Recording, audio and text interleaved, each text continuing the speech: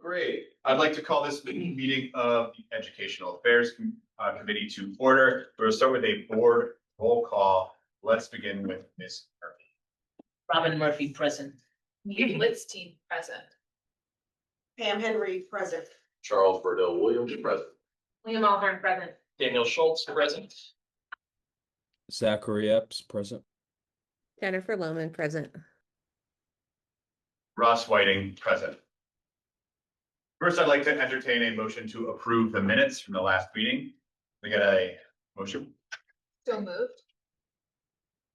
Second, Pam Henry. So all in favor? Aye. Any opposed? Right.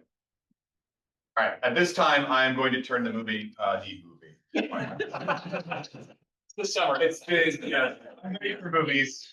Turn the meeting over to the administration, but before I do that, I just want to run through one brief point of order. We have a lot of people who are presenting tonight. There are many sections of the strategic plan to review. And so I just want to acknowledge those people first. Dr. Riley, Dr. Pimentel, Ms. Collins, Mr. Kaufman, Ms. Keene, Ms. Ferraro, Ms. Sherman, and Dr. Katrenbone for being here this evening in this meeting to share with us an update for the strategic plan. And I just want to outline one kind of system for public comment that I'd like to do. We have a lot of people cycling in and out. After each section, if the board can hold their questions until the end of that section, we will ask them then, and then we'll do brief public comment, and then we'll move on. And with that, Dr. Savage, thank you so much for being here. Oh, absolutely. It's a pleasure to be here. And we are actually presenting tonight our progress monitoring report around year 2 of the strategic plan, which was originally written and organized in the 2023-24 school year. And that was our first year of implementation and reporting.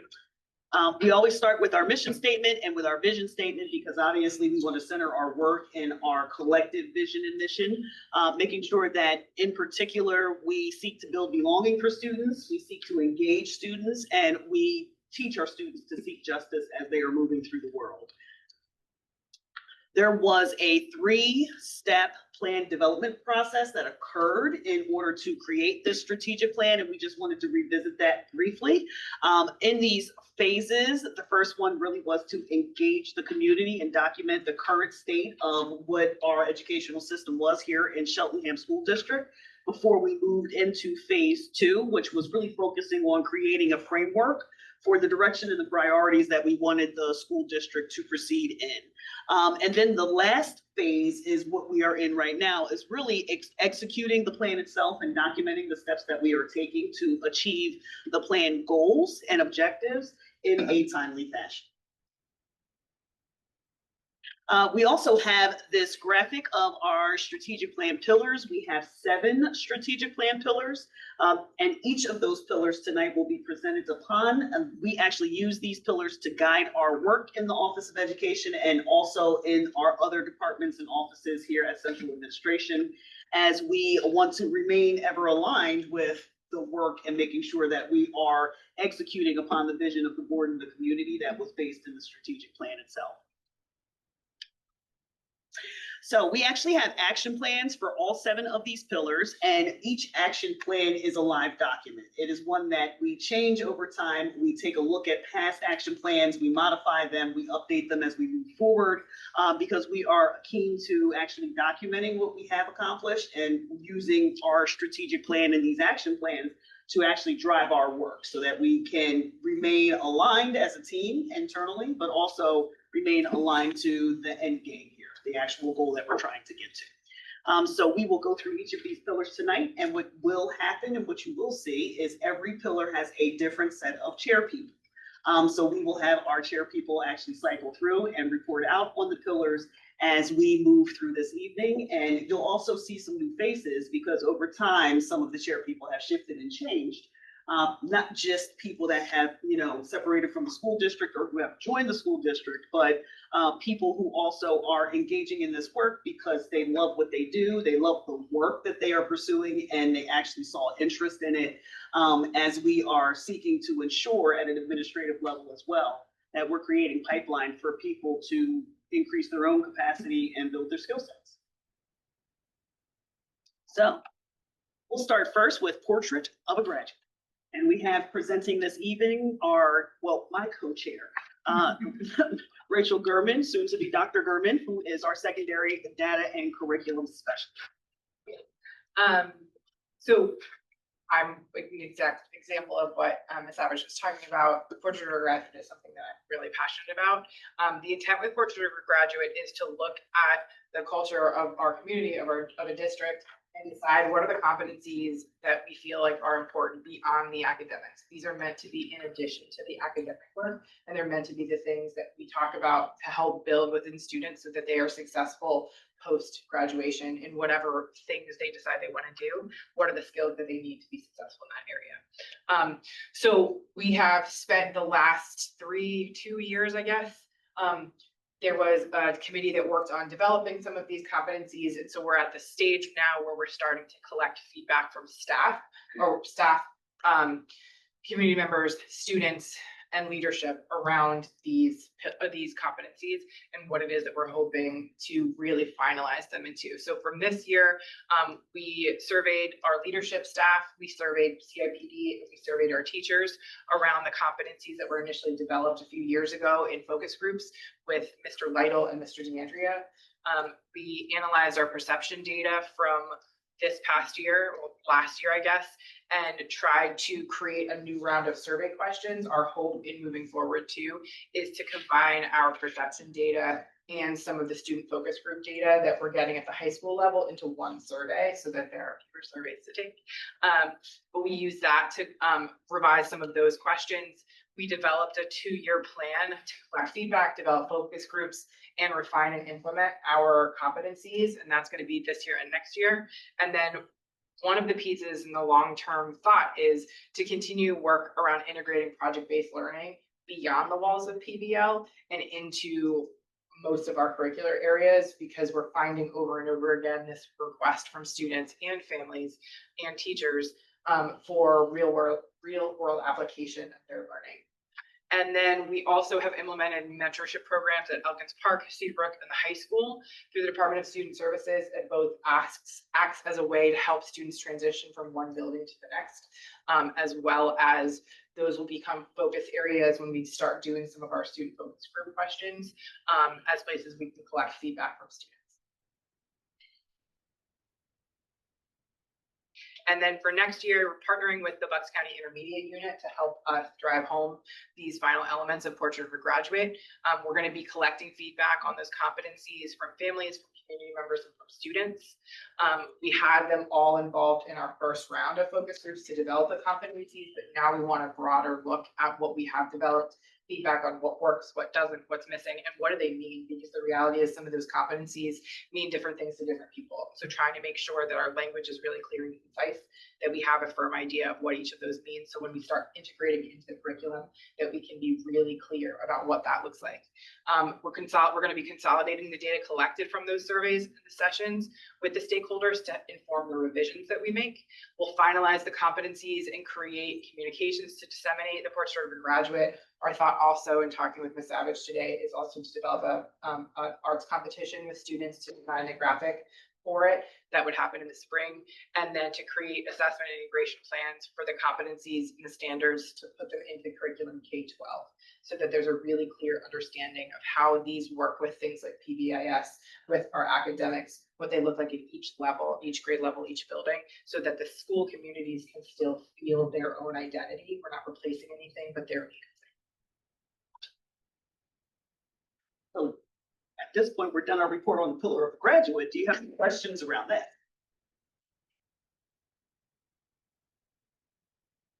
Any, it's online. So, I'm sorry, I guess I'm curious, and if I missed it, I apologize. But at the end, I know I heard like talking about like having a contest for students to develop, I guess, like, is that the actual Portrait of a Graduate document or just the cover of it? Or like, what will it, I guess, what will it be? So, do you know what I Do you want to answer this? Do you want me to answer Uh, this? At this point, what do you? Well, I think we were aligned in what We that are, looks yeah. like, because what we typically see in other school districts, and Rachel and I have actually sampled and talked about like what this looks like, and you talked about it was New Hope, Salisbury School. Just Salisbury, yeah. Salisbury.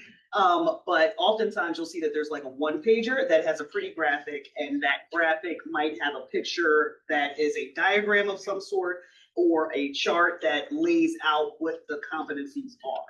Some school districts have actually had contests or have engaged their students or their art teachers or their art departments to design that, or to do some digital design around that, so that it is not just, like a Google chart that you could drop out of a spreadsheet, but something that is a little more engaging and actually presents what your community really is.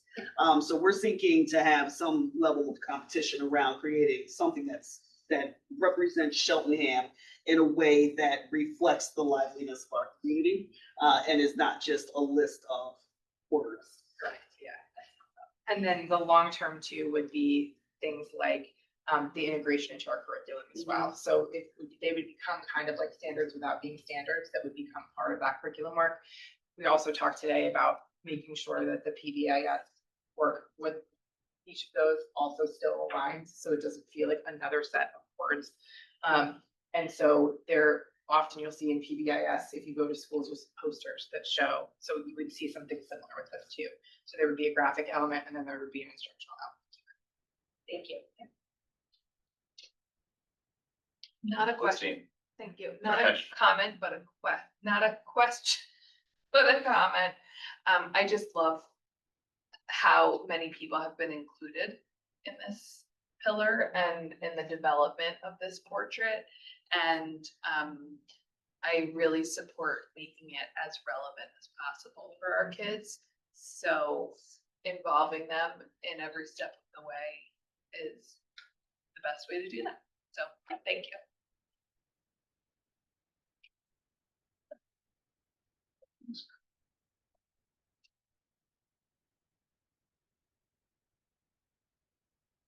So we're going to delve into pillar 2 next, and we will have our directors of curriculum and instruction, Ms. Charlene Collins and Dr. Brian Riley, come and speak to pillar 2. We have been doing quite a bit of work in this area in particular. Good evening, everyone. Ms. Collins and I are going to tag team on this one. So we'll start with the whole purpose of teaching and learning. And so our goal is focused on student success. We're doing that through two different pathways, two different strategies. One is curriculum development, the other one being continuous school improvement within data-driven decisions. So we have two different slides here. I'm going to go over what we've done this year, and then Ms. Collins will what's happening in the future. And so, as Ms. Savage said, there has been a lot of work. We captured as much of it as we could on this one slide. There is a lot more behind each of these different bullet points that we'll reference here as we look at what happened over the past school year. And so we've continued to do the work in the K-6 curriculum development for ELA and math. Lots of work done around common assessments, which ties into the data component of this pillar. As has been noted tonight already, HQIM adoption for K-12 science and 6-12 math. We made a shift in our programming for kindergarten math. Our kindergarten teachers have been using trapezium as a 10-minute math activity all year. They've had a lot of success with it. They've seen a lot of student engagement. And the purpose of trapezium, one of the missions of trapezium, is to bring joy and confidence in mathematics to students. And the teachers have reported they've seen a lot of that as well. And so we've made a decision to shift our programming for kindergarten to adopt trapezium as our core math program for next year. The opening of EPIC and monitoring of student success through that program. We had an ed affairs presentation on that success recently.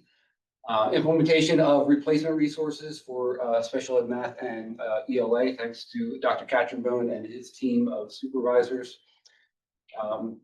Also credit for Dr. Pimentel in terms of developing the gifted framework. It is very robust and helps us identify students in an extremely meaningful way in terms of who qualifies for gifted ed and how we serve them.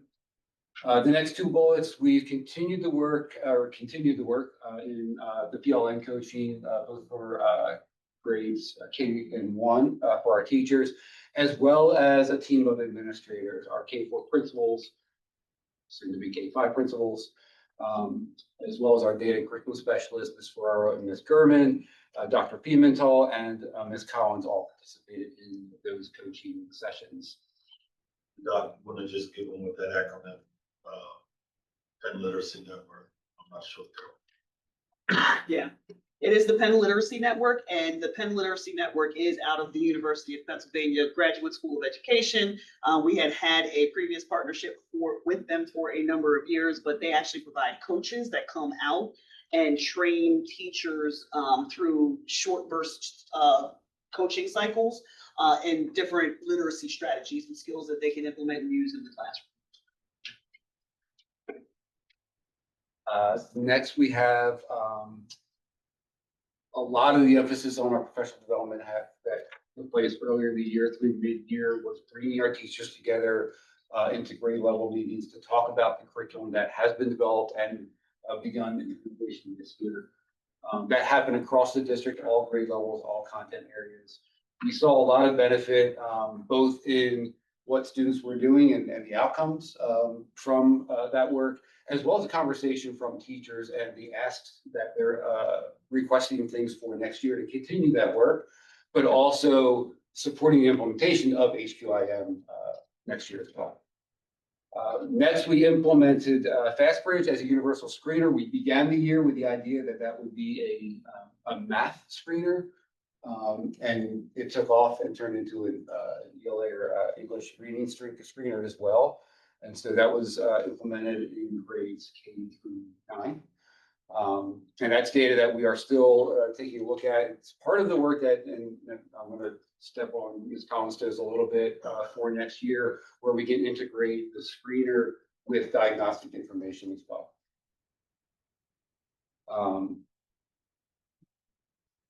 We've had Linkit for quite some time now. We've had Intervention Manager for a couple of years. We really moved forward and took some giant leaps around the use of Intervention Manager this year at the building level with our MTSS teams, as well as special education and our interventionists, taking advantage of all the information that we can look at in Intervention Manager and the planning and progress planning that we do there as well. Continue the development and use of and refinement of common assessments in Linkit. So it's another piece of data about student performance tied into our curriculum that teachers have access to on a regular basis. So not just looking at standardized testing, not just looking at screeners or diagnostics, but the everyday work that teachers do and the reflection of that work and student learning and common assessments. And then lastly was developing a draft of both our district assessment philosophy as well as the instructional framework. The district assessment philosophy, real quick, just because we've had so many things that we put into Linkit and the work that we've done around data and analyzing data and interpreting data, we took a step back and realized that because there are so many different types of assessments, we need to clarify what they are and what they're for. And so that there's less confusion around what is a screener versus a diagnostic versus a common assessment versus a high stakes test. And so that work has been drafted and will be refined and implemented next year. Sorry, Charlotte. Good evening, everyone. As we talk about next steps, as you already know, it was approved earlier, our implementation for HQIM for 612 mathematics and K-8 science, biology, chemistry, and physics. In addition to that, implementation of stills in accordance with PDE requirements, developing three-dimensional phenomenon-based science curriculum, including assessments. I would like to recognize the work that Katie Ferraro and Kevin Murphy have already done in the development of this work this school year. They've already started PD with our teachers in May in order to prepare them for what's coming in the upcoming school year. As Dr. Riley just spoke about, the implementation of trapezium for grade K. We're going to continue development of 7 through 12 ELA math and social studies curriculum because we want curriculum's ongoing development. It's an ongoing process, so you will see that every year. And continued development of our district-wide intervention grid.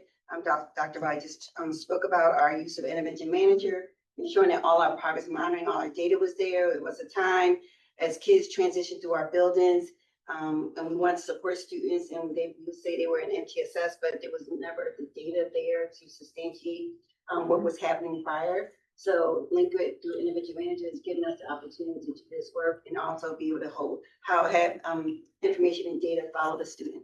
So we're not looking for that folder anymore, to call it digitized, which is great. And really be able to help our students. Finalize development of standards-based elementary report card as we were doing the curriculum work, evaluating common assessments.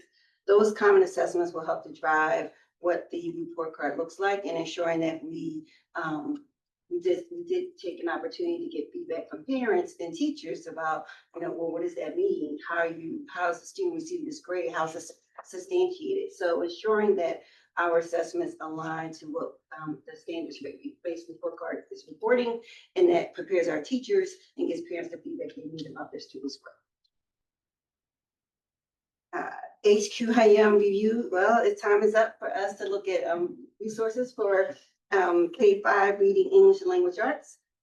So next year we will begin to look at, we'll go through that same process again next year for our K-5 resources for elementary.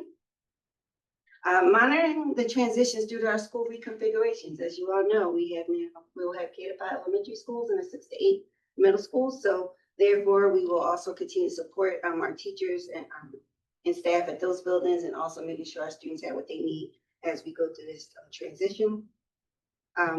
Along with continuing our curriculum means that we continue to create opportunities for our teachers to have those cross grade level collaboration experiences on our professional development days. They been very meaningful, so we want to continue that work. Development of an English language development framework. Part of the trainings that some of our teachers have been through this year, taking a look at the new PDEs now coming out or attempting to come out with a framework to support districts. So we want to model that work here in the district to develop our own for the upcoming school year. Also, developing a committee for the PA Seal of Literacy. We have a number of students that come into our district that speak multiple languages, and now we want to create the opportunity for them to get credit. PDE has this year made it so that our students who do obtain a PA Seal of Literacy also consider credential for graduation requirement.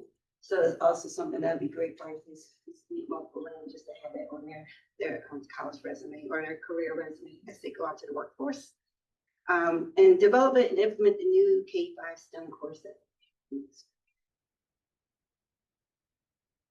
Awesome. Comments from the board? Question? The hands up online.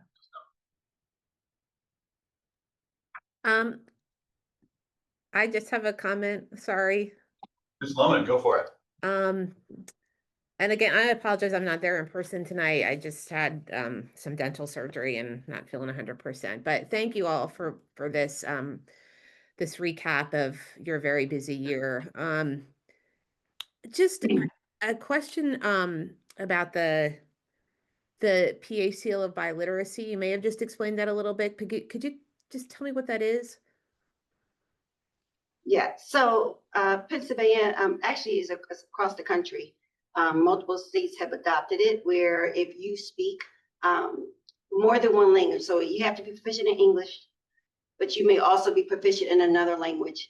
And you have just a series of having documented academic progress, and also completing an assessment that's normally sponsored through ACTFL. And with that, kids basically get a credential that says that they can speak proficiently 2 languages or an additional language outside of the English language. But they're required to demonstrate proficiency in English first, and then they get the credential for having the second language as well. Oh, interesting. Okay, thank you. That was not what I've guessed it was. So thank you for that explanation. And it doesn't have to be a language that we actually teach. So we may have students that come in that for languages that we don't even offer, but they may be proficient in. So, and it just has to be assessed and determined that they meet the standard. Oh, okay, I see. So like we get students who are from Ukraine, for example, who Yes. are proficient in English, but also proficient in Russian. Okay, so I gotcha. Interesting. That was actually sort of tied into one of the questions I had was sort of, maybe for 26, 27 or somewhere in the sort of next phases of, looking at our strategic plan, kind of, are we kind of reviewing our foreign language offerings, both at the high school level, but also sort of overall kind of what our foreign language programming looks like from K to 12? Yes, I guess I will speak more to that. With the addition of sixth grade to Cedarbrook, we actually have endeavored to move a Spanish teacher down to Cedarbrook East, as it's now called, our sixth grade, so that we can start language through an exploratory program in the sixth grade. Because obviously in the seventh and eighth grade, they have the opportunity to explore languages. In my conversations with the administrative teams at both Cedarbrook and the high school, we are in fact going to take a look at which languages we are offering, how many languages we're offering, and then the levels and pathways for those languages, because we actually do have a number of students that are now engaging in dual enrollment classes for language instead of AP classes. So there is some work to be done there, and Dr. Collins actually has been working very closely with Assistant Principal Mark Hoff to explore some of this as we are thinking about graduation requirements in language and what a barrier that can be for some students, but also for students that are extremely proficient in this or come in with an already set skill set. How do we capitalize on that with them as well? Thank you. I appreciate that. I'll sort of reference my trip to Germany again, which obviously has really stuck with me. It is one of the most striking things when you go over there and you speak to a group of third graders who are all German, or some who are actually not initially speaking German. Their native language may be Russian as well, or something like that, but they're all speaking English as well, and they're in third grade. And their English may not be fluent, but it's actually quite good. And I feel like that if anywhere, we could certainly take a kind of a cue from those folks as to like early language introduction.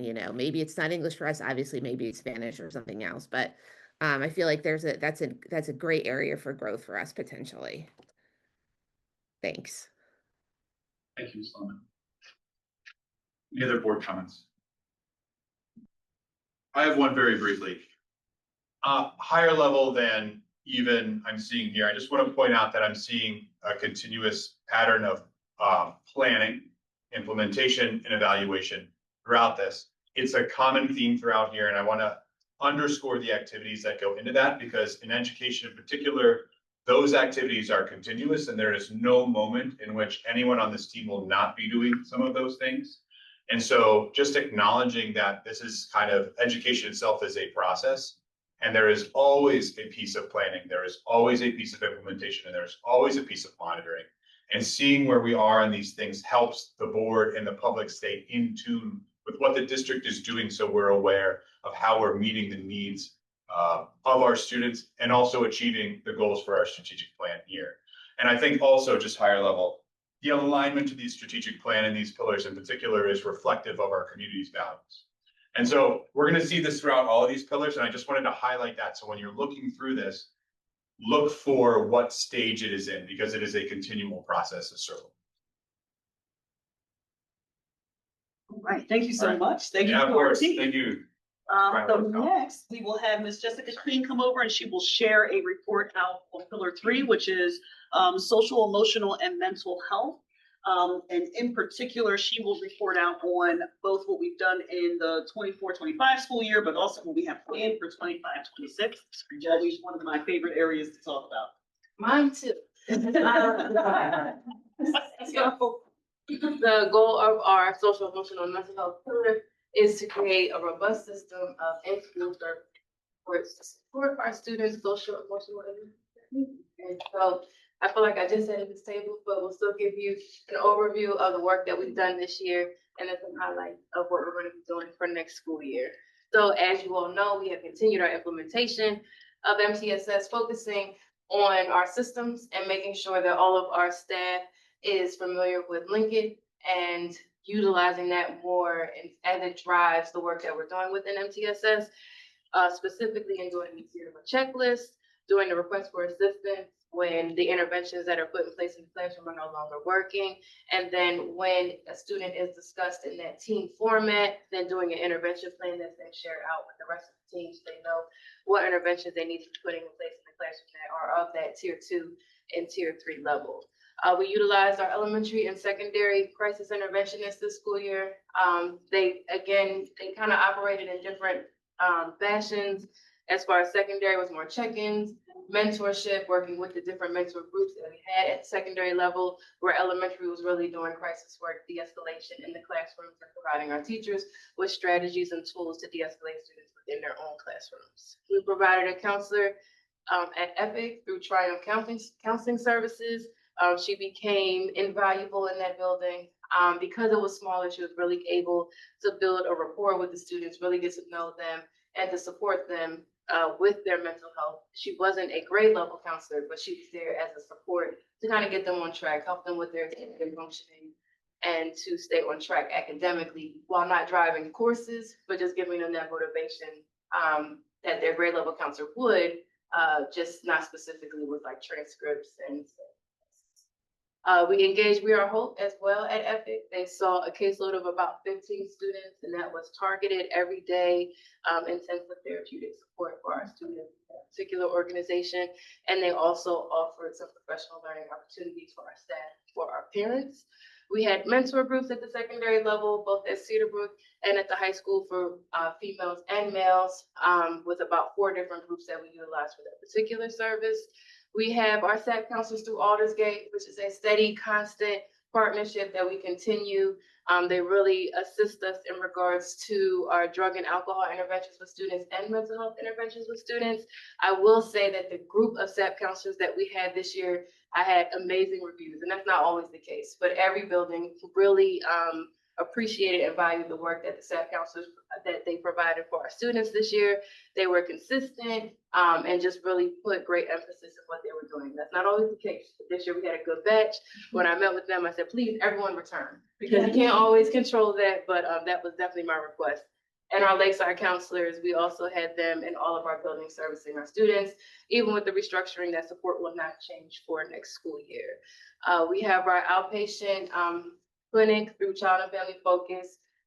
Because it takes medical assistance, it's not open to all students, but for those that do qualify, our counselors are utilizing that within our K-4, which will be K-5 buildings for this year, and we'll continue that model for next year as well. And all of our buildings met PBIS fidelity for tier 2 and tier 3. Again, I'm sorry, I'm speaking optimistically about tier 3. Yes, tier 1 and tier 2 for this school year. So we're very proud of them and the work that they do. It's a process, and they have to be very meticulous. They have to keep very good notes. They have to show their meeting agendas, what they're doing each month to incentivize students, making sure that all the students know what their expectations are. They come into the building, our representatives from the IU, and they interview students, they interview staff to make sure that every student is aware of what the PBIS expectations are within their building. So very proud of them for doing that work. So our next steps for 25-26, we're going to be pursuing integrated MTSS. We kind of talked about PBIS and MTSS together, but next year really putting emphasis on the 2 models as working simultaneously. So our PBIS is MTSS. When we go to the conferences, they have been saying that for the last couple of years, but really putting emphasis in that with our own staff, that they're aware that PBIS is our tier 1. That's our tier 1 level of support.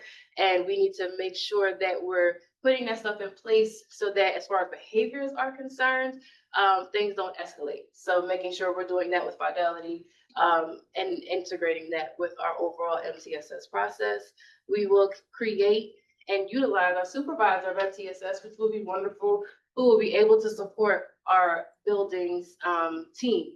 So making sure that we're still increasing our usage of Linkit, making sure we're doing it properly, working on our interventions for behavior and for academics. So that position will be very important next year as we continue this work.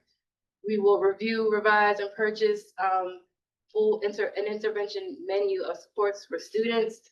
If you walk past my office, you will see a whole wall of second step kits that I have to figure out how we are disseminating. But we will have second step kits for our K-5. We have K-4 now, and we're working on ordering 5th grade kits for second step. And then our staff will participate in training when we come back. So it won't necessarily always be falling on our counselors to implement those lessons. Our teachers will have the tools they need in their classrooms to provide that SEL support to their students. The pay survey is coming up again, so we'll be implementing the pay survey. This really drives the work that we do as far as what interventions we put in place, because we're able to analyze that data, which comes from our students, to see where the areas of need are, and then we address the needs. From the previous pay survey, we saw there was an uptick in vaping, and then this year we made more effort to have different workshops, sessions, assemblies to address that concern, and that'll still be something we're working on for next year as well. And we're going to participate in the CHOP Learning Collaboratives. There are 2 different collaboratives that we will be engaging in. One is leveraging data. That's more of an administrative training that will help us in our work in creating our intervention grid and manual that has been ongoing. It is a bear, and I think if we are able to partner with them, it's really going to help us in that work of creating and implementing the intervention grid, which is pretty much just naming all of the interventions we have for behavior and academics, when a student qualifies to enter that intervention, what the student should be doing while they're in the intervention, and what qualifies them to exit the intervention. So we're working on that for academics and behavior. And then the IPT AST is interpersonal psychotherapy anxiety skills group. So our 2 mental health and wellness counselors for next year will be participating in this training session. There'll be a 6-hour training at the beginning of the year that they will participate in, and it will allow them to be able to facilitate groups within the middle school and the high school centered around anxiety and depression. I know I talk very fast, but does anybody have any questions? Not a question, but a few comments. First of all, I just really love this whole pillar. I applaud everything that has been done this year to support our students emotionally, and the amount of services that we've been able to provide or partner with others to provide just makes me feel really good about how we're caring for our kids, and looking to increase the competencies of our teachers with second step. I'm familiar with second step, and I feel like it's an amazing program when utilized. So I'm really excited to hear that we'll be utilizing it, and as many sort of supports for anxious kids as possible can do nothing but good things for our kids, really, because as we all know, what the data shows, their anxiety is a significant problem in teens, preteens, so anyway, thank you so much for all of this. It feels very comprehensive, and coming at it from a lot of angles. Other comments? Ms. Loman. Thank you, Dr. Whiting. Thank you, Ms. Keen. This is always, I agree with Ms. Blitzstein that I am also very just so happy really to see this pillar, how it's really come alive over the past couple of years, thanks to your leadership. So I really appreciate that. I just had a question about the creating and utilizing supervisor of MTSS, which I think is an excellent idea. Are you envisioning that coming from an internal kind of staff member or a new hire? Internal. Internal, okay. And I asked that because I only asked I want to ask this question, I think Mr. Schultz usually asks, so sorry, Dan. But which is kind of just generally, as we go through all of these pillars, please, I guess, think of what it is that you need from us as board members to support you in this work, in addition to the obvious, which is approving the agenda, or approving the budget for next year. But in addition to that, kind of what else can we do to support you in this work? Are there policy changes that you need? Are there other ways that we kind of work as a board that we can be supportive in what you are doing. So I just put that out there.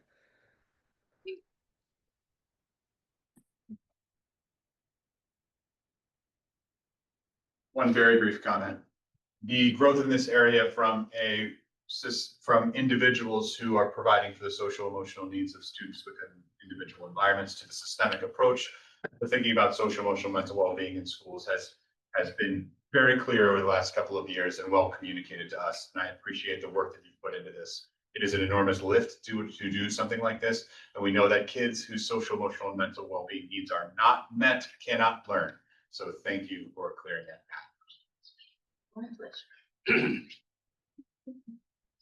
Thank you.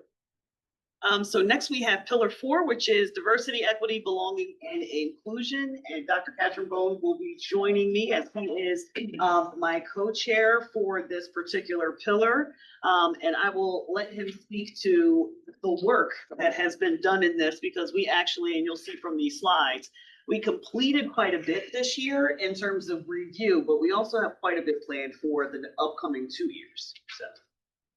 Okay, skip that one and go back to the.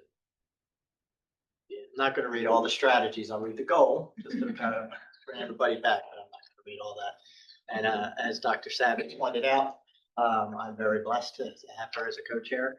Our diversity, equity, belonging, and inclusion has taken on a lot of new things, a lot of work this year, and a lot of planning for next year. And I would be remiss if I didn't mention Dr. Robinson, Dr. Russell, Dr. Warren, and Ms. Collins. I would forget anybody. That's it. Active members every other week getting together to bring this to light, because when I joined, I was with Dr. Smith, transition, and then we had an interim, and then Ms. Savage came in. So with all that, I just wanted to give a shout out to them, because they've been the mainstays, the people that are not present here. But we are working and continuing in our integration of diversity, equity, belonging, and inclusion. And even though I'm the director of special ed, I'm not talking about inclusion from a special ed perspective. This is inclusion of all kids. So you see there are strategies and performance measures, and then let's take a walk through our completed tasks. You know, as I think it's already been mentioned, Dr. Whiting, Savage, we've talked about the living, breathing document piece of this. You know, this is not just a one-time. This is ongoing. So you'll see a lot of updates, right? Implement and revise. We've updated the framework we have in cultural proficiency, and that'll probably be on there every single time we do this.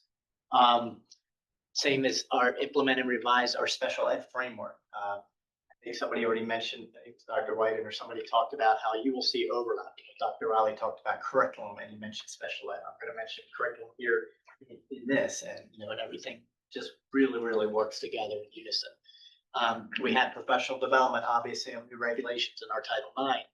We had consulted with the Pacific Ed Group, led by Dr. Robinson, who had experience in that in the past, and really, really took some information to really embed and bring about the things that we need to just further the work that we do here. Again, those members I talked about that have been mainstays in this, reviewed in previous work led by what we called cadre representatives in each building, and began to re-engage those previously trained individuals. We had PD and supporting and advocating for our LGBTQ and youth in our K-12 education workshop that was conducted, I believe, in February.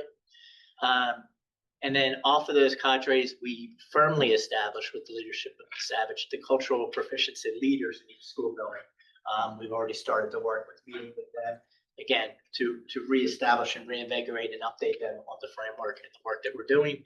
And then, of course, as Dr. Riley had mentioned, we are constantly reviewing and auditing newly adopted curriculum. And I don't have that fancy acronym, high quality instructional materials, but it's embedded in there as we review those materials and as part of the curriculum cycle, particularly math and science this year. And upcoming, all right, I did take 2 slides, but I did not put everything. I just tried to parts of the goals that we have that are in our plan, which I'm sure you will have a copy of if you don't already have one. But again, we're going to continue to review. We are researching recommendations and best practices, because that stuff is always changing. There's always new information out there. We are going to continue meeting with our cultural proficiency leaders. We have 2 school-based leaders per school, 4 in the high school. Okay, they are the people, they're the boots on the ground, right? That are gonna be able to be there every day in schools to deliver this PD, carry it through, be there for support. Administer the cultural proficiency survey to all employees, as we have done. We're gonna continue that work. Partner continued with the groups that we have there and establish that parent buddy system. Design strategies to engage all parents in learning this work. We can do all this work internally, but it's just internal, right? So we get that outreach and the community understands the work we're doing. And so it permeates throughout. So our students aren't just feeling it in the schools, but they can talk and walk along. Continuing to connect with education departments, historically black colleges, university, and Hispanic associations of college and university. And we also have created an administrative team to review our applications through a cultural diversity lens. Jump in anytime you want to say. Well, I'll take this slide then. No, I'm not saying I'm tired. I was just saying anything you wanted to add. No, I'm good. Teachers and school administrators designing specific classroom and school-wide practices to address these barriers in learning and re-engage those who have become disengaged. I think that's very, very important because the world is changing, right? Education is changing, and if you're not engaged, there are options out there, and we don't want any other option, right, for our families other than Cheltenham School District. Communicate what district's idea, plan, and vision for SEL. Ms. Keene talked about that, so you can see there's just that interconnectedness with everything that we do. PBIS reps, Ms. Keene talked about that. That's part of this. It's interesting that this is the fourth pillar because it kind of branches out to the other 6 pillars. Provide information and strategies to value the diversity through the cultural monthly celebrations. Again, that is work that our cultural proficiency leaders take and work in the building. I skipped one there. Develop lessons for each grade, enable students to engage in those tools. Again, I can't stress enough those cultural proficiency leaders and the work that they're going to be carrying into the buildings. Design and develop professional development with the help of them, with our CIPD, which is another organization or another group that meets, I think every month.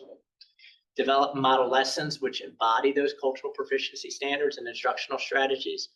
And then, of course, we need to look for it, right? Like doing all this work, but how do we know if it's really taken hold? So developing those standards and rubrics so everybody understands what it is we're doing and how we know, or they will know if we've accomplished what we've set out to do.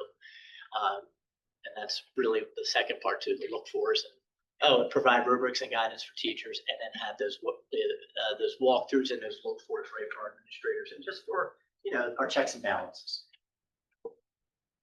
And I do want to give Dr.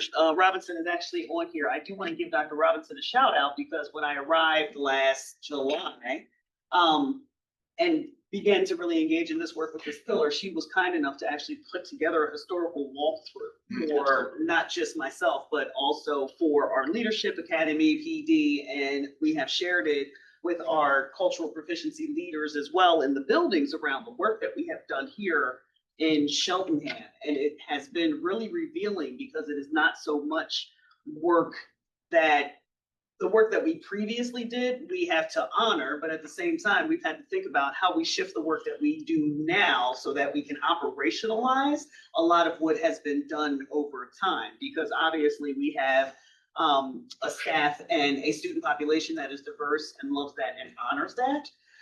But there are also some things that from a very, administrative level that we need to begin attending to. Like, what does it actually mean to look at our policies, to look at our high quality instructional materials through a particular lens? And I found it interesting that our team internally, when we got all of the materials, they vetted things for cultural proficiency before it even hit the committee. So there are pieces of this that we have been engaged in over the year that I think have been great. And the other thing I did want to just acknowledge is the kids, because they have actually not just engaged in some of the things that we have created for them, but they have reached out to actually engage us as adults, which has been fascinating. Because I have had kids email me and come and talk to me and ask me to come to the high school and have conversations with them. And it's all around this building. I agree more. Board's comments and questions. Ms. Mulhern. thank you so much for all of this. And I just wanted to, my question was going to be about student involvement. So thank you, Ms. Savage, for touching on that at the end, because I know that we have heard from our cultural proficiency ambassadors this year about some of these very topics. So I'm glad that my question was answered before I even asked it. So thank you, and I look forward to seeing where we go in the next years. Mr. Schultz. Thank you. Thank you and I haven't been asking questions and everything, but everything has been incredibly helpful. I'm practicing being quiet. But I did want to say for the diversity, equity, belonging, and inclusion piece, one thing I learned in my Pam and I both learned in our first couple of years on the board is that it's such a holistic concept. And I think that's reflected in these slides, and you're talking about making sure parents and the community members understand. I would encourage us as a board to maybe think about our role in this work, especially as the district is establishing an updated framework for how to think about equity and belonging. What's going to be for one of our leadership retreats? Wonderful. Yeah, I just wanted to put that out on the table because the work that led to what we currently have as an equity policy was years of professional development, like multiple sessions that all the full board participated in. And once we passed equity policy, that became enshrined. But I think we're seeing sort of what the next generation of that work is going to look like. And I'm looking forward to making sure that my role is in this district is also reflecting these values and this work that you're doing. Thank you.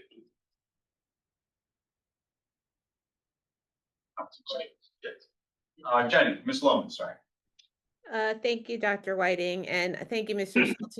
I second what you said about our meaning the board, sort of how do we fit into this work as well. And I support anything that we're going to be able to do to participate in it. And my other kind of just question, comment, reflection, which is something I can bring up. So I know I sound like a broken record, and maybe I should have actually brought this up in teaching and learning, but is I just continue to sort of advocate for anything that we can do to support our staff in using and adopting universal design for learning. The MCIU provides free trainings on universal design for learning as well as other organizations in the area, but I Temple in particular, but I really would to continue to put that out there, that we really looked at as a way to reach all of our learners. Especially again, as we just approved a budget which has a significant increase in the amount that we're going to be spending on students with disabilities. I think UDL is a way to kind of certainly try to address more the needs of more students in a regular classroom. And again, I also just advocate for us to consider the possibility of trying co-teaching at some of our grade levels like we had done years ago. It's not easy. It takes time. It takes resources. But I really, as we continue to improve and spend more money on kids with disabilities, I'd like to see us spending some of that money more in a regular education setting and less in a private school setting, if possible. Thank you. Absolutely. And it's so funny how sometimes we're so aligned in our mindset. Our teachers actually have PD on Friday, and one of the sessions that they get into is around UDL. Because we have been very explicit in thinking about, like, what does it mean for teachers to know and understand how to plan for students that learn in multiple and different ways. And part of our PD arc for next year, which we've already started to plan, is going to be around differentiated instruction. Awesome. And also there is a co-teacher at the high school level planned for next year in science in particular, because we are seeing the struggles that students are having with the biology keystone. So there is some co-teaching that has been planned for and is going on. And we're kind of thinking of it as a pilot before we explore further. But, obviously co-teaching can be a heavy lift in terms of staffing and budget. So it is something that we want to make sure if we're going to do an endeavor in, that we do it correctly and that we are planned for it so that we can implement it in a way that really is effective for students and is not just an additional adult standing in a corner of a classroom. Yep, 100%. Thank you. Thank you, Ms. Savage. Thank you, Dr. Savage. Absolutely.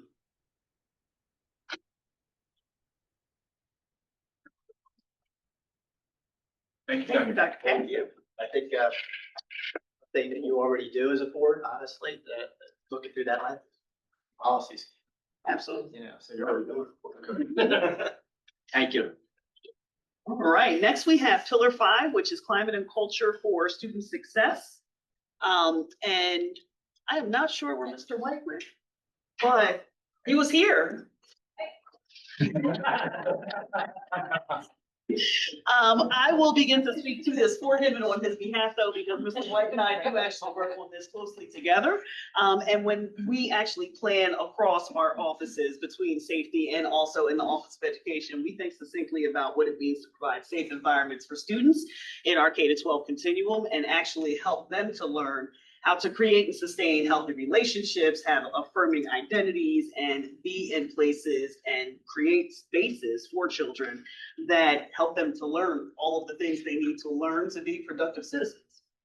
So this year, he did quite a bit, which is so funny why he's not here, because I thought he'd want to come brag about these things. We actually took a heavy look at safety this year, and Mr. White and his team actually did do quite a bit of training, in particular around safety care, but they also looked at the district-wide safety procedures and began to invigorate and reinvigorate some of those procedures. So there was a revision that was done to the emergency operations plan for the district and for each individual school, where he worked with the principals to redo their plans. He created new district safety-wide meeting structures and embedded them into our principal meetings. He created and implemented a safety officer manual so that we could norm what the safety officers did across Cedar Brook and into the high school.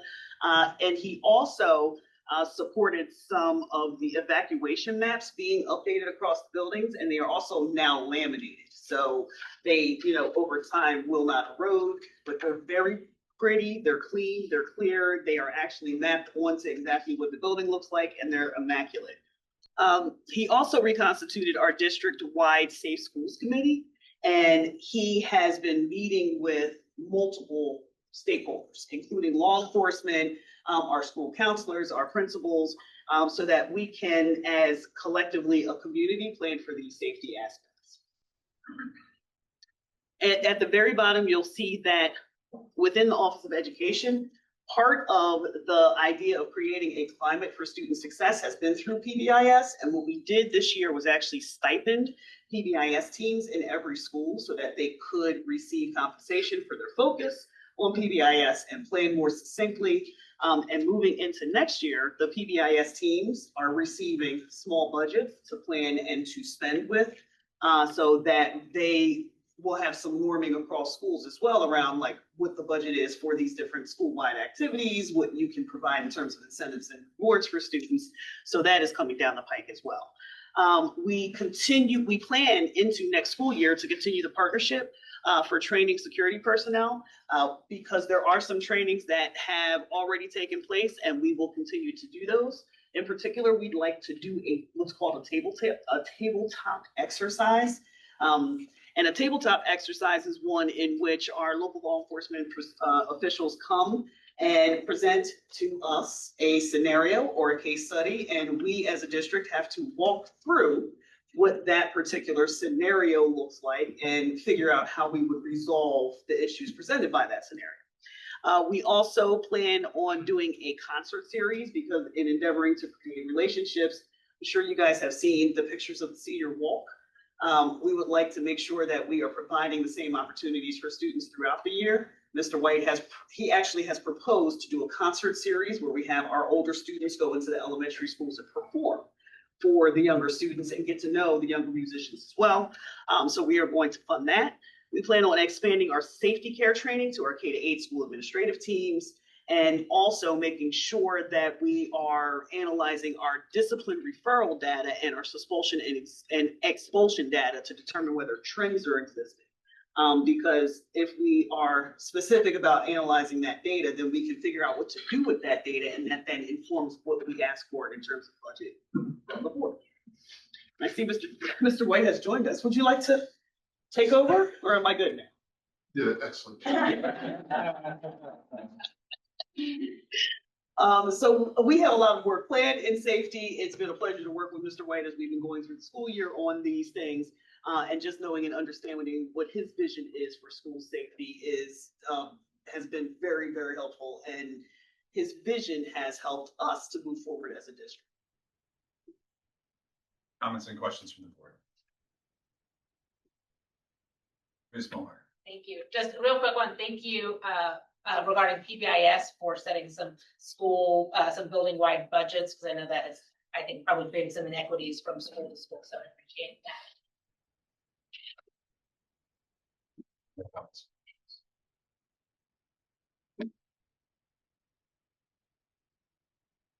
Thank you, Dr. Singh. All right, next we will have Mr. Kaufman come over and share about communications.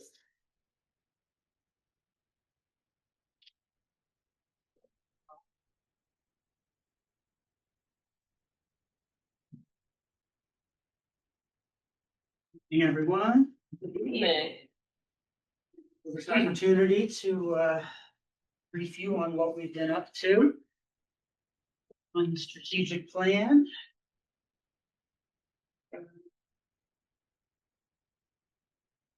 So our primary goal is to develop and sustain diverse structures for communication, to cultivate and strengthen two-way communication and build mutually beneficial relationships with our stakeholders, to help them understand and engage in the district's vision, educational plans and challenges.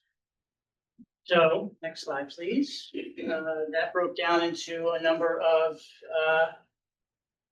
of tasks. July 1, we launched our new website on time with a new back end. We're still learning it. It's quite a beast, but it's great. It really is. It's very intuitive, and we can do a lot of different things with it that we couldn't do with our previous website. It's got a fresh look, responsive design, which means it looks good on any device, looks good on your phone, looks good on your computer or tablet. And it's got translation into 7 different languages, because translation services was part of my strategic plan. The languages are Spanish, Chinese, Korean, Vietnamese, Hindi, Russian, and Creole. Just so everybody know. In October, I completed the communications plan. We've got 4 objectives. I'll just read these for you guys. Enhance transparency and clarity in all communications, improve engagement and collaboration between the district and stakeholders, promote a positive image and reputation of CSD, and encourage feedback and input from stakeholders to improve district operations. So that's how we've been operating this year. In November, I completed the crisis communication plan in conjunction with Mr. White. Had him review that. And again, back to the translation services. I upgraded our SMORE account to engage Google foreign languages. So there's thousands of languages that you can translate the news share into. So the coming year, got a couple of things to do. Come up with a social media response plan. Work with the PTOs and Jess Keen on our welcome ambassadors, and work with our digital content specialist, Ricky Rosenthal, on our family communications hub. Anybody have any questions?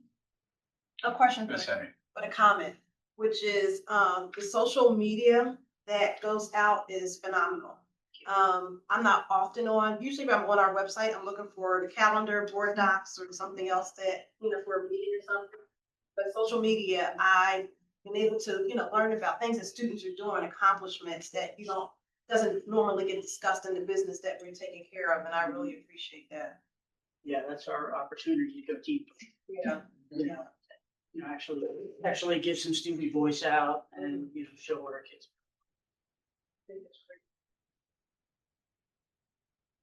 Other board comments. Ms. Lohman. Thank you, Dr. Whiting. I just wanted to thank you and your team, Mr. Kaufman, for all the great work that you guys do around communications. We've certainly come a long way when we were, 2 of 4 people at communications committee meetings on Tuesday nights. So appreciate all your efforts. And just wanted to ask a quick question, actually. The welcome ambassadors, they're different from what was just mentioned in Pillar 5, the welcoming and wellness teacher leader positions.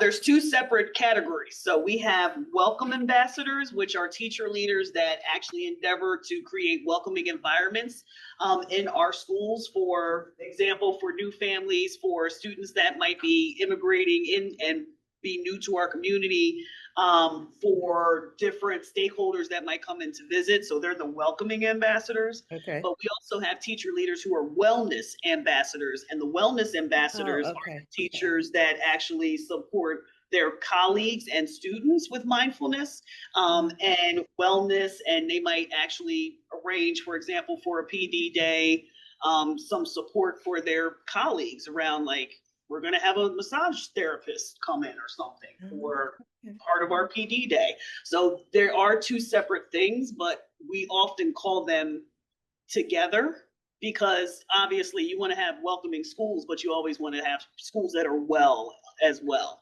And both of those welcoming and wellness ambassadors kind of sit underneath of the Department of Student Services, because Ms. Keene works with the nursing department and the counselors in particular to provide support for those teachers and some funding for them to do fun things for our families and our staff and kids. Okay, great. Thank you for that explanation. Because the welcome ambassadors, I think they've been around in some form or fashion for a while now. Yes. Right. Like not at every building necessarily, but they were very active in some buildings, but every building has a welcome ambassador now. Well, actually, the principals chose one or the other this past school year. Okay. Some principals did choose both, just depending upon what they thought their schools actually needed. But all of the schools have either a welcome ambassador or a wellness ambassador. And some of the stories that they can tell you around, how these teacher leaders have manifested their work are very interesting. I know there's one team in particular, and they create a slide deck every week around wellness and mental health for the teachers to share with the students. So they actually are creating almost like these morning messages for kids that they disseminate out to the whole staff. Okay. Oh, interesting. Okay. Thank you for the explanation there. Any other board comments or questions? Mr. Kaufman, thank you so much. You're welcome. I just want to say it's really weird being on this side. Thank you. May return to your comfortable area. And last, but certainly not least, and probably most exciting, we have Mr. Swigert, who's here to present on Pillar 7, which is infrastructure, facilities, and finance. And I will hand it over to you. Thank you, Siobhan. As Siobhan mentioned, our strategic plan focused around infrastructure, facilities, and finance. And tonight I have a 53-page document. But in lieu of that, I narrowed it down to 3 slides. All right. So just a quick recap, the plan started with Timothy Holman and myself working on this project, and now it's evolved into Anthony Harder and myself working on this project as well. Both have been an enormous help in getting this off the ground. So we really had 4 goals. Goal number 1, the biggest goal, was to address the infrastructure needs of the district, namely focus on our oldest facilities, which were Elkins Park and high school. Goal number 2 dealt with addressing absenteeism in the school district. Goal number 3 was about developing standard operating procedures and continuity within our department. And goal number 4 was how to align all of our district resources with all the other goals in the strategic plan, namely through budget. So all of these goals are in some level of process, and some are further than others. So that being said, we'll move on to the next slide in our completed tasks.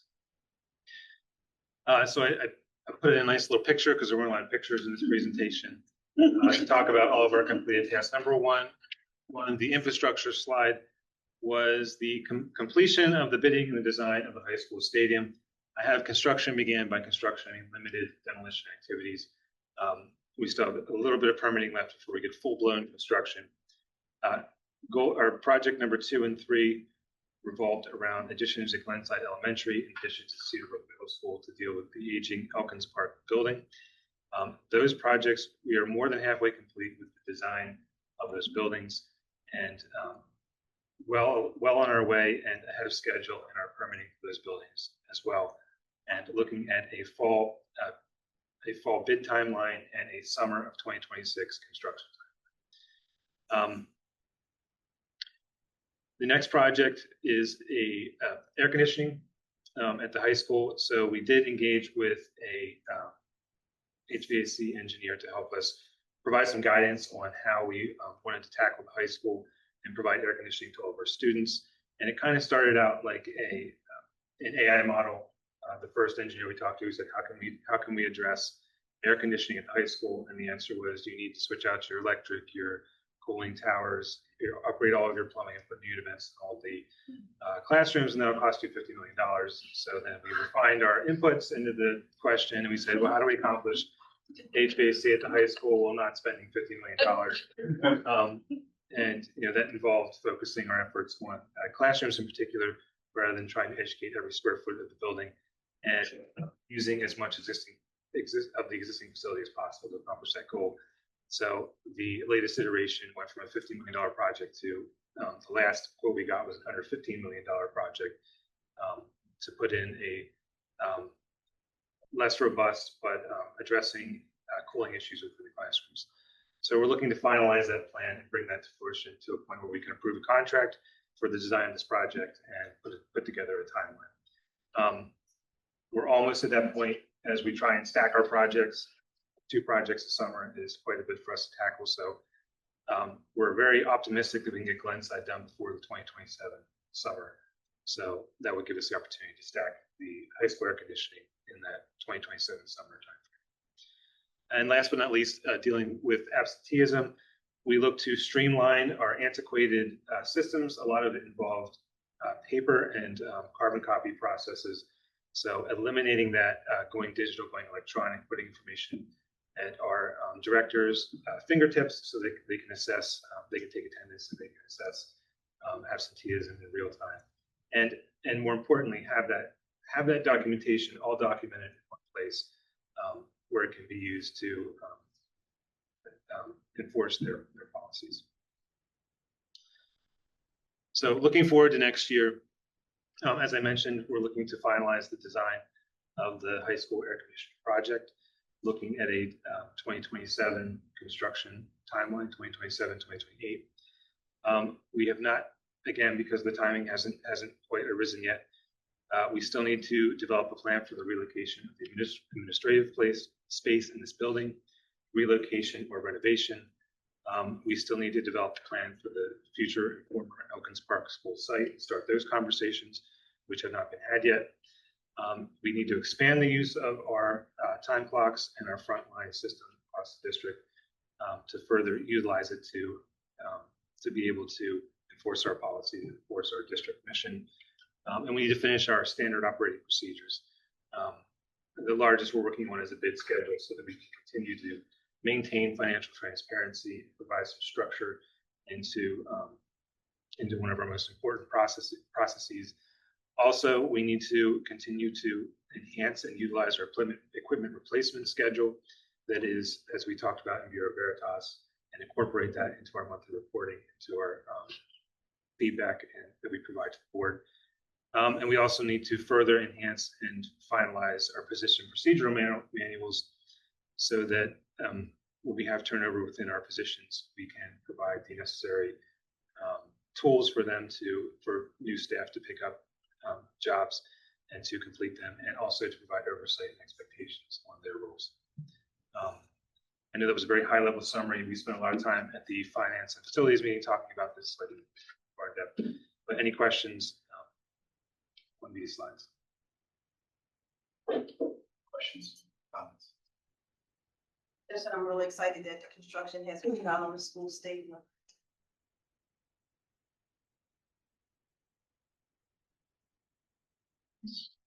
And just also a thank you for all of the work that you've done in many areas to really keep us moving. I'm really excited about all of the projects that are in play already and excited about the progress. So thank you. Mr. Schultz. I just wanted to recognize the volume of work performed by this entire administration in this pillar. I know that is also true for other pillars, but I've said this a couple of times, but I've never seen a public comment the way we had at that hearing around Oakers Park. And specifically, people coming saying, I was planning to speak against this plan, but after seeing the amount of thoughtfulness and effort and planning that has gone into this presentation, I'm in support of I've never seen that. And it really reflects the skill of our administrative staff. So just thank you, mental round of applause for the work done in this infrastructure pillar. And frankly, some of it was at a faster timeline than we had been originally planning. And so I want to recognize that this represents some condensed effort that would have happened over multiple years. Thank you. Other comments? Yep, thank you. So, yeah, wanted everybody to finish. I wasn't necessarily practicing silence like Jones. But I was practicing taking notes, which is something I try to do in my head that I fail at so much. But the first thing that I recognize about this discussion is going back to slide number 2, which has the mission statement in it, right? The mission of Cheltenham School District is to provide inspiration and resources for every student to achieve academic excellence and pursue their highest potential by creating an equitable and inclusive community that fosters social and emotional well-being and professional learning. Every single thing that I heard today fits well within the mission statement. That's very simple math, but it is not simple in the way that we have to execute that work. We, meaning everybody over here who presented. And so I'm grateful for that. I am leaving informed, encouraged, and inspired because before this meeting, we approved the budget for next year and program enhancements and expansion, new programming design, new website design, new facility design, bidding and construction, training and professional development, engagement with subject matter experts, and integration of new programming weren't necessarily written in the line item that we approved there. However, that is the entirety of the work of the strategic plan district outside of educating the children, right? And so I applaud that work and also applaud the continual efforts to plan, do, check, act. I know Dr. Scriven has talked about that at legislative meetings. I know Dr. Whiting just referenced that a moment ago at the beginning of the discussion.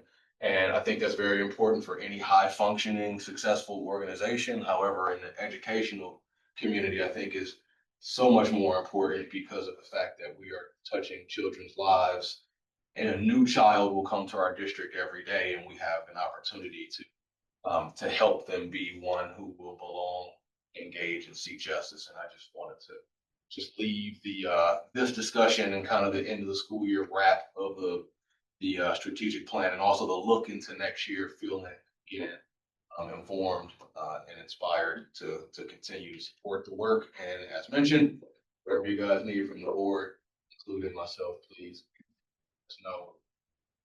Through 54 slide presentation and shorter if you can manage that.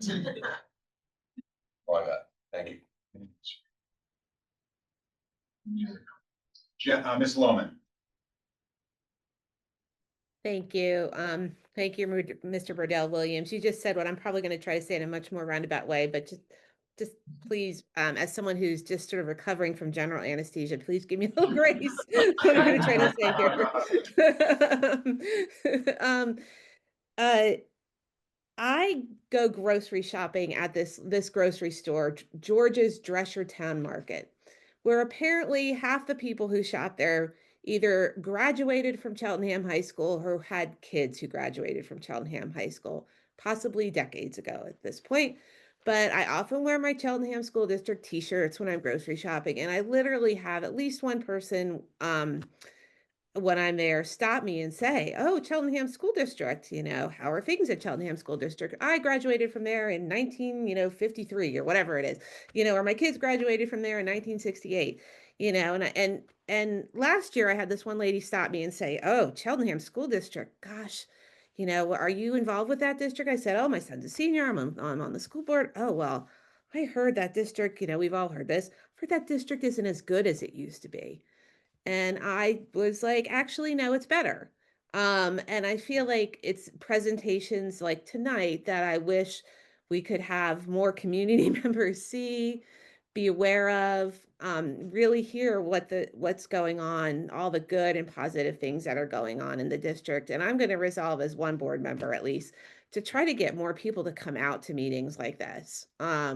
So that they can also then say to the people who stop them in the grocery store, "Oh, actually Cheltenham is better than it used to be." So I just wanted to leave you with that.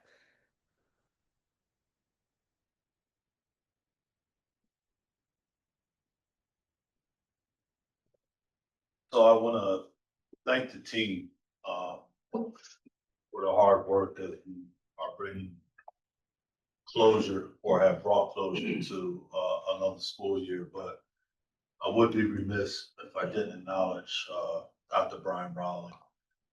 This is his last formal legislative / educational affairs meeting with us. And he has been a constant, in the growth, and the continuous improvement process that we are really, embarking on. I throw no shade at Dr. Smith. She knows what she was doing with snatching him up. So, as he's transitioning, to Uncle Marion, but he's going to be missed. And he won't be the last to go. That's part of education, as individuals do what's in their own best interest. But I did want to take this moment to just publicly acknowledge him and thank him, for the years of service here, in Cheltenham School District. We will always have, what I hope, a collegial relationship by all means. I'm not taking it personal. Even though it hurt, it always hurts when you lose good people, right? But no, to you, kudos, thank you. He's got an awesome weekend. He's got one of his children getting married coming up. So just great things happening in his life. And we only wish him, the best. And, to all the team, just kudos to you guys. It's been a long, night. I know that. That's why I at least try to feed you guys a little bit. But we appreciate you. And I just wanted to say that before we adjourn this meeting.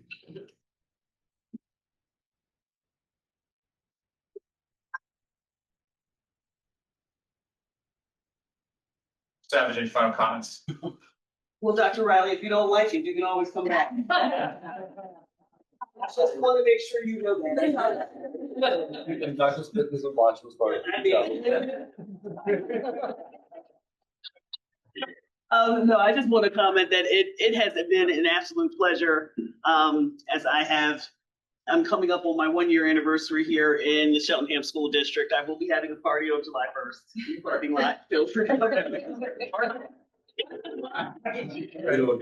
But I do absolutely have to give credit to this amazing team here in our central administrative offices, but also in the buildings. We have some excellent principals, we have fantastic teachers, and we have wonderful children. And they have all made it very easy to come do this work and to endeavor to finish work that was started before I even got here. So I am very excited to say that this is actually the end of our slide deck for this evening and that we can wrap up the meeting, because I am grateful to say that we are closing out this school year. With that, I will entertain the motion to adjourn. So moved.